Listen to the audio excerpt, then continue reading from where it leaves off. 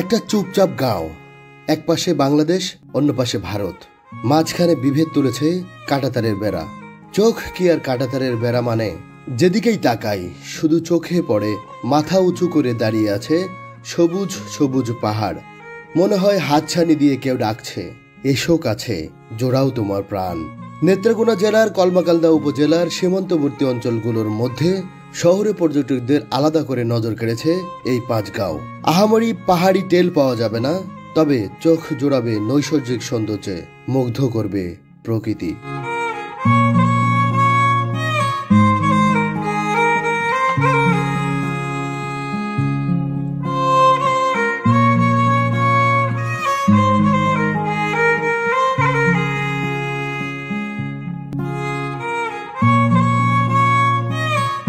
ইট পাথরের দেওয়ালের মধ্যে থাকতে থাকতে জীবন হয়ে ওঠে বিষণ্ণ। বারবার উকি দেয় মন খারাপের হাওয়া। মন চায় পাখি হতে, ইচ্ছে করে প্রকৃতির কাছে ছুটে যেতে। সেই ক্ষেত্রে পাঁচগাঁও খুব একটা মন্দ লক্ষ্য হবে না, যদি না আপনার সিমসাম পাহাড়ি গাঁয়ের প্রতি আলাদা লোভ কাজ না করে।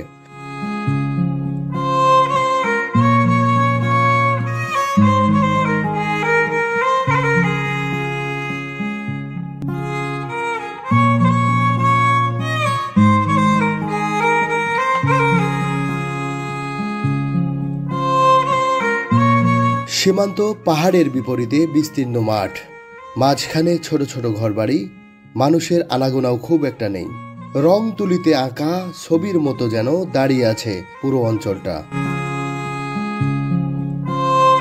আছে ছোট ছোট ঝর্ণা আর ঝিরিপথ।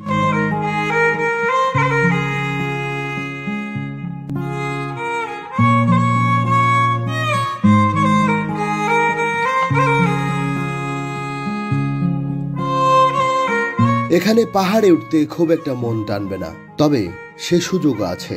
আপনাকে টানবে পার্টিতে বসে পরিবার কিংবা প্রিয় মানুষের সঙ্গে পাহাড়ের সৌন্দর্য দেখার লোভ।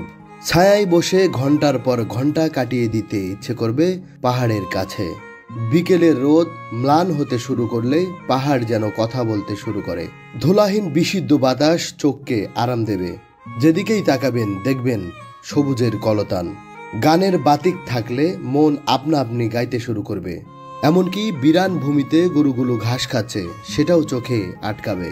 ছবির ফ্রেমের মতো গেঁথে থাকবে মনে।